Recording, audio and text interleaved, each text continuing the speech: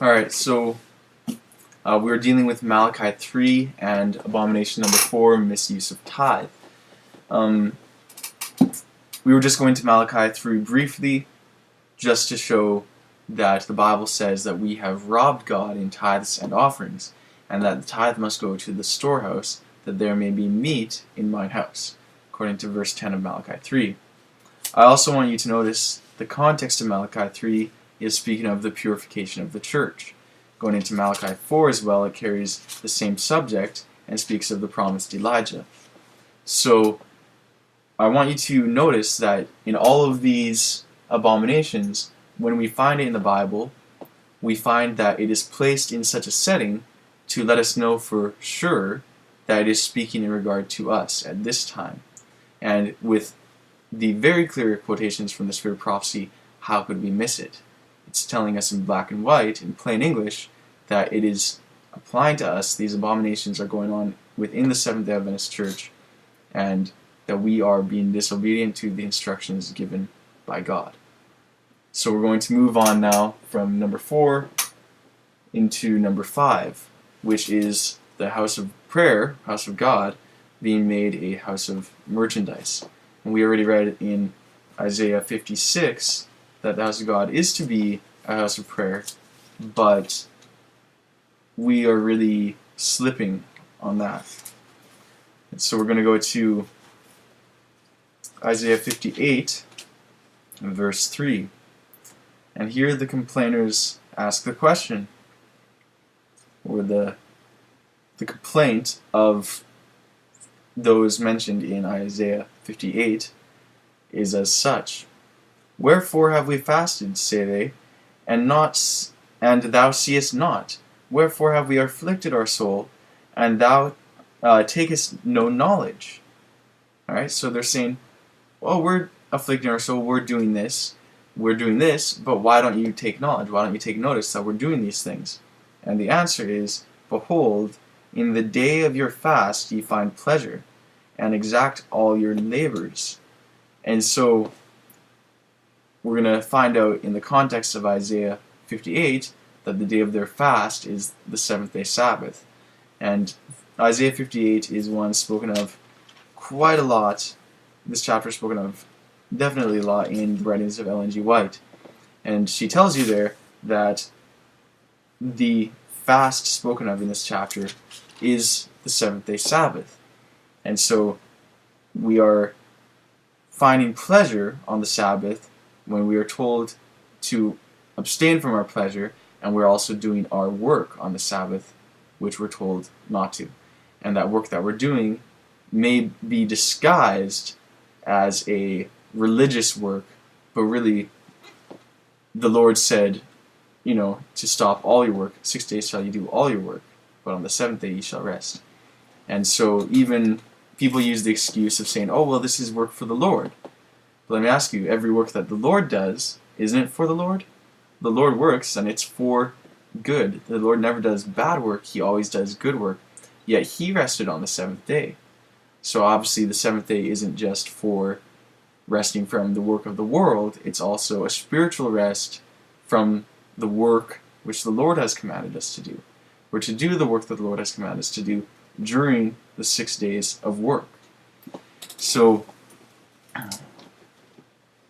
specifically, though, dealing with this house of merchandise, we'll go to Testimonies 1, page 471.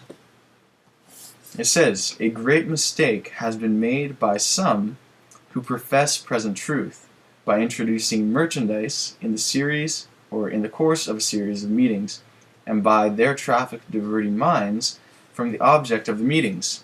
If Christ were now upon earth, He would drive out these peddlers and traffickers, whether they be ministers or people, with a scourge of small cords, as when He entered the temple anciently.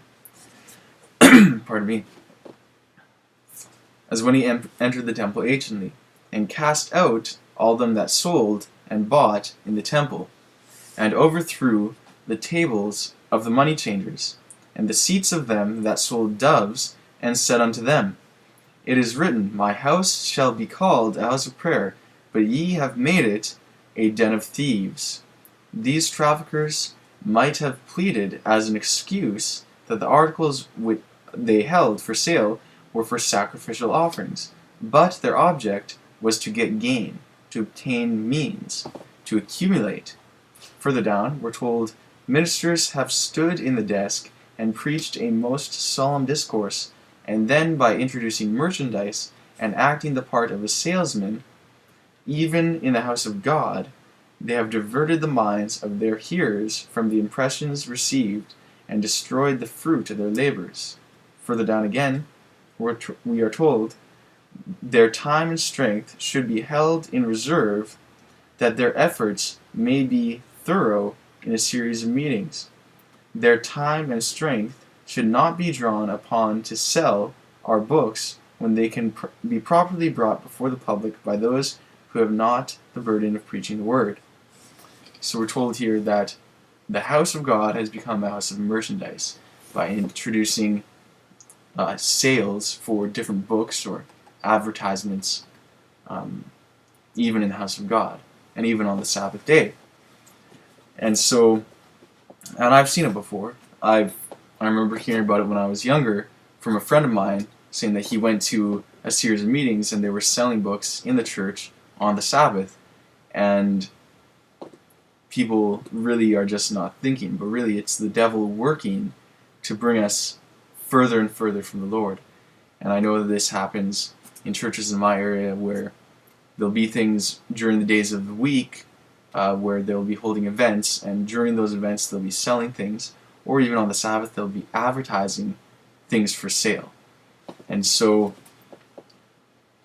when we consider all that, we have to realize that it is not in harmony with what God is telling us. And a good place to turn to see this is Testimonies Volume 8, page 250. And this whole section is quite fascinating, and I think we'll take the time to read this small section here. It actually starts on page 249, and it says here, "One who sees beneath the surface, who reads the hearts of all men, says of those who have had great light," and that term, those who've had great light, is speaking specifically of Seventh Adventists. You can read this in Last Day Events, page 48, Volume 1 of the Manuscript Release, page 300, Volume 14 of the Manuscript Release, page 166, Volume 16 of the Manuscript Releases, page 107, and it goes on. The term, those who have had great light, is referencing Seventh Adventists. So, one who sees beneath the surface, who reads the hearts of all men, says of those who have had great light, they are not afflicted and astonished because of their moral and spiritual condition. Yea, they have chosen their own ways, and their soul delighteth in their abominations.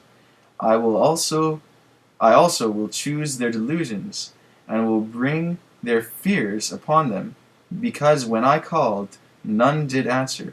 When I spake, they did not hear. But they did evil before mine eyes, and chose that in which I delighted not. God shall send them strong delusion, that they shall believe a lie, because they received not the love of the truth, or that they may be saved, but had pleasure in unrighteousness. And that's quoting from Isaiah 66, verse 3 and 4, and also 2 Thessalonians chapter 2, verse 11 through 12. Then she says, "The heavenly teacher inquired, what stronger delusion can beguile the mind than the pretense that you are building on the right foundation and that God accepts your works, when in reality you are working out many things according to worldly policy and are sinning against Jehovah? Oh, it is a great deception, a fascinating delusion that takes possession of the mind, when men who have once known the truth mistake the form of godliness for the spirit and power thereof, and when they suppose that they are rich and increased with goods and in need of nothing, while in reality they are in need of everything. Compare this with Testimonies 3, page 266 and 267. Actually, that whole section, the Laodicean Church in Testimonies 3. This is speaking to us, Seventh-day Adventists. Then it says, God has not changed toward his faithful servants who are keeping their garments spotless. But many are crying, peace and safety, while sudden destruction is coming upon them, unless there is a thorough repentance, unless men humble their hearts by confession and receive the truth as it is in Jesus, which we're told elsewhere, the truth as it is in Jesus is present truth. They will never enter heaven. When purification shall take place in our ranks, we shall no longer rest at ease, boasting of being rich and increased with goods, in need of nothing. Who can truthfully say, our gold is tried in the fire, our garments are unspotted by the world? I saw our instructor pointing to the garments of so-called righteousness. Stripping them off, he lay bare the defilement beneath. Then he said to me, can you not see how they have pretentiously covered up their defilement and rottenness of character? How is the faithful city become an harlot? My Father's house is made a house of merchandise, a place whence the divine presence and glory have departed. For this cause there is weakness, and his strength is lacking. Now, she quoted there from Isaiah 1, verse 21, how is the faithful city become an harlot?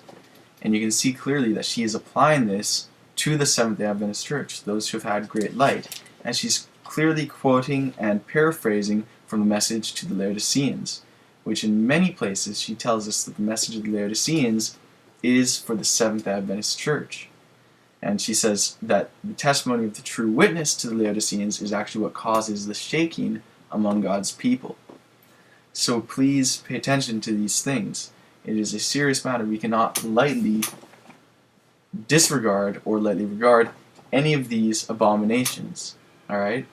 So the church or the house of God being made into a house of merchandise is no light issue. But moving on from that, since we have more than half way to go, we're going to move on to number 6, expensive institutions. And here we're not going to read much, but again I point you to Isaiah 56, verses 11 and 12. Also read all of Isaiah 58 on your own time, if you will. But Isaiah 56, 11 and 12, we already read it, but we're going to read it again. It says, yea, they are greedy dogs, which never or can never have enough, and they are shepherds that cannot understand. They all look to their own way, every one for his gain from his quarter. So you see there that they're looking for gain. They're being greedy. And so this is the real reason why we have such expensive institutions. And in Testimonies 8, page, it's going to be page 140. I believe it, 141. It says there, my brethren, the enlarging of your facilities, the increasing of your numbers is not after the order of the Lord. Larger buildings call for larger patronage, and large patronage calls for men of education and talent, and for men of deep religious experience to conduct these institutions in the ways of God, and to manage it with tact and skill demands that there shall be a general interest in spiritual experience, that the fear of God shall circulate through the sanitarium in order that popular patronage shall not mold and fashion it, and thus cause it to cease to be that which God designed it to be, a refuge for the poor and lowly. Those who are steadfast to the truth should not be set aside in favor of worldlings. Prices should not be set so high to meet current expenses that the poor will, to a large extent, be excluded from the benefits of the sanitarium.